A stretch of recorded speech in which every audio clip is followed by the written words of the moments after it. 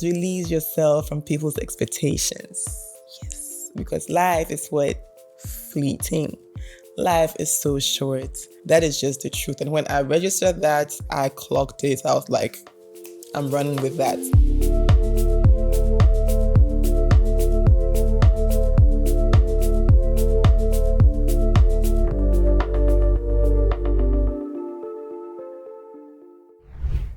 Hi.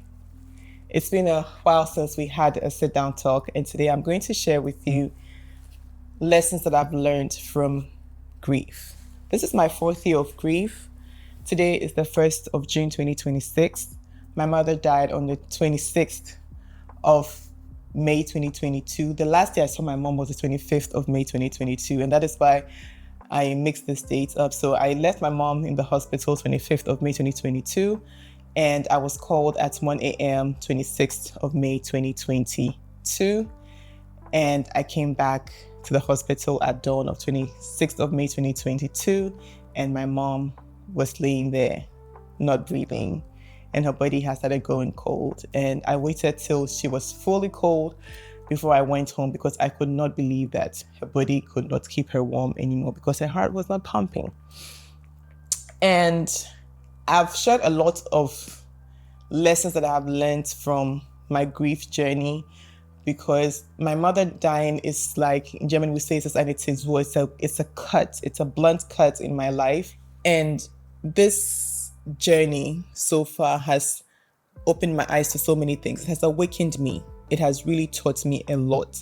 And I've been sharing these lessons on my pages. If you have not followed me yet, go follow me on Instagram, Phoebe, the Phoebe Way.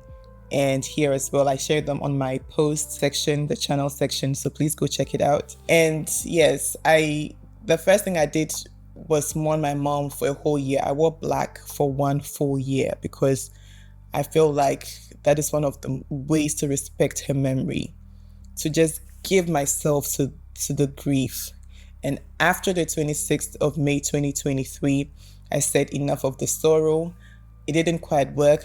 I was wearing colorful clothes again, but then on her birthday, on the 16th of September 2023, we had her memorial, and that's when I told myself, enough of the grief, enough of the sorrow. It's a cut. We are here to enjoy life. So I'm just going to share some of these lessons. I have 3 big lessons I want to share. One is that you have to process emotions. You have to process emotions and do what feels right and what is right in that emotion. Is it anger? Sit through it. Think through it. Ask yourself the hard questions. Why am I angry?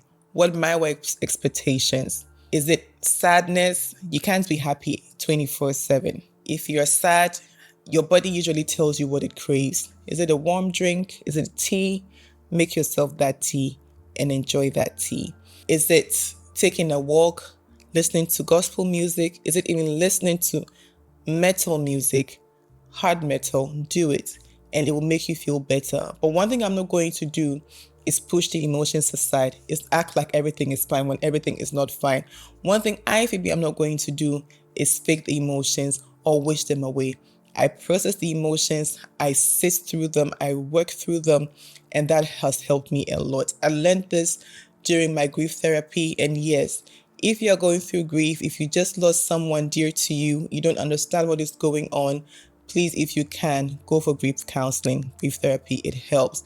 If you don't know what to do, I'm going to put the link to the lady whose grief therapy I joined in Ghana. It was a Zoom session, and it helped me so much. I've forgotten her name, but I'm going to put it in the description box down below. A friend of mine sent it to me, and it helped me also with the whole cultural nuances, because we buried my mom here, and some people were like, you should have buried her in Ghana. Meanwhile, we discussed this. She told me what she wanted, and I did exactly that, which also helps me. So if you have a parent who is not getting better, or even if you don't have to wait for your parent to die. The truth of the matter is, I discussed this with my mom a year before, because a friend of mine had lost her dad, and we were talking about, my mom initially was like, no, take me to Ghana. And I was like, if I take your body to Ghana on that day, God forbid, how am I going to come to your grave to have closure?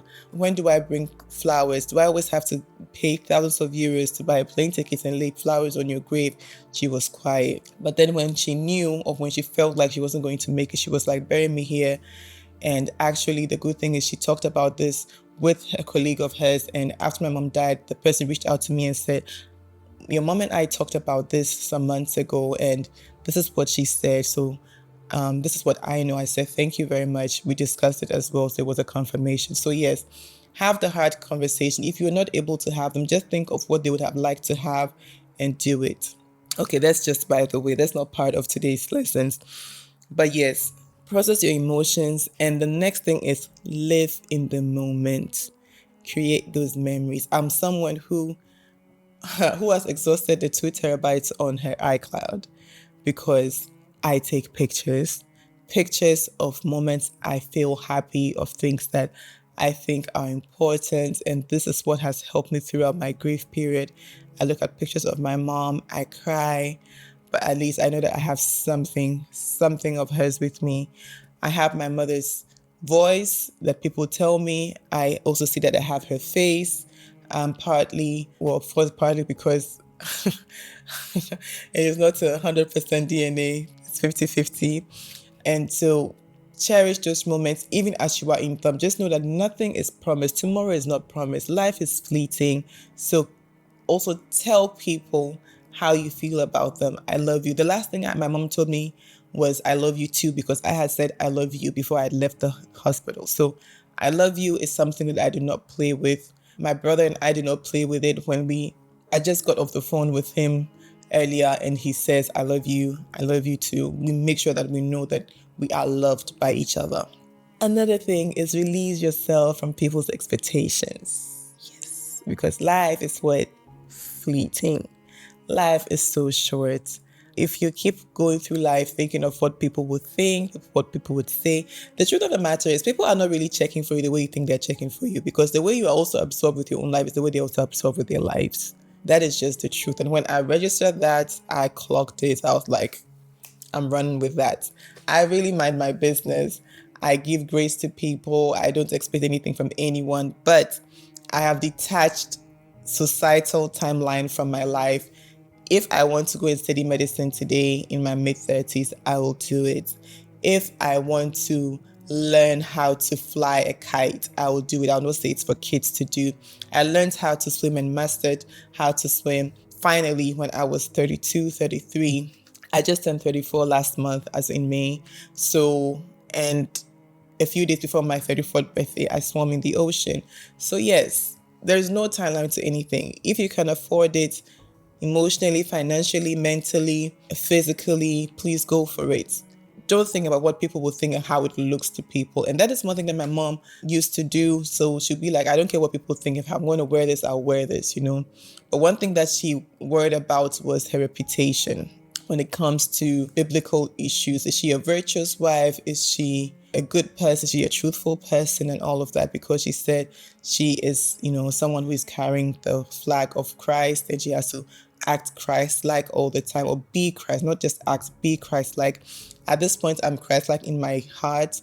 I don't care how you see it, because Jesus Christ was also following what he thought was right. And in that moment, he had to be selfish to accomplish what he wanted. And I'm also going to be selfish to accomplish what I want or what feels right to me. So yes, that is the situation. Don't get angry. It is just how I feel. And that is also how grief has taught me to just be in my moment, not think about what others will think. And that has helped me so much. One thing that I would always cherish from my mom is how good she was. My mom was a good person, selfless to a fault. At the same time, she was also very plain. She would tell you what she thinks. If you ask her, she would tell you. And one thing I love about my mom is that people who she liked knew she liked them. People who she loved knew she loved them. People who she did not like also knew she did not like them. So it was easier for her not to entertain people she didn't like. She didn't have to fake anything. And that authenticity is what I have embraced so much. Be authentic in life. It's so much easier.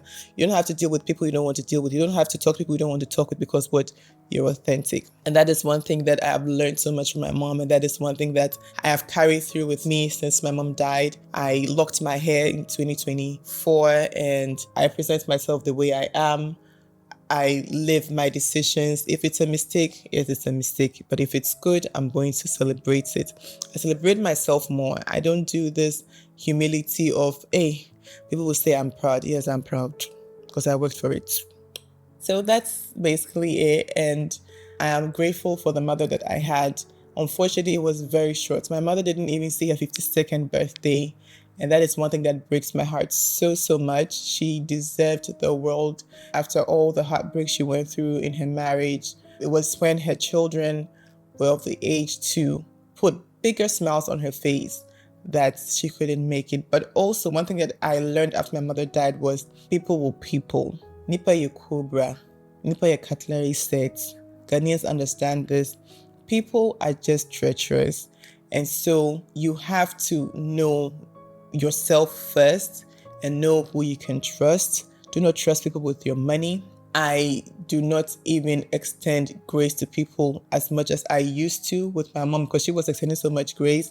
But after her death, most of the people that she extended grace to were just not there for her children.